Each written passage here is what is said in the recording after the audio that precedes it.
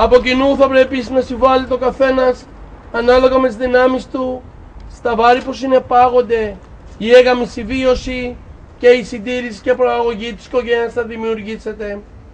You also will have to contribute both with your power in order to face all the difficulties which have been caused by married life and the maintenance and promotion of the family that you will create. Κοινώνω τέλος το καθήκον και δικαίωμα και των δυο σας να μεριμνάτε για την ανατροφή και διαπαιδαγώγηση των παιδιών σας, ώστε να γίνουν χρήσιμοι και χρηστοί πολίτες και ελεύθεροι προσωπικότητες.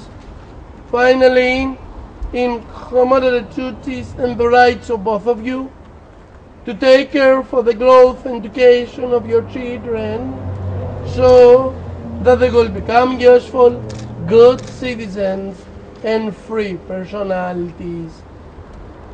We can now officially pronounce your husband and wife. Ching Feng Mao, you may kiss the bride.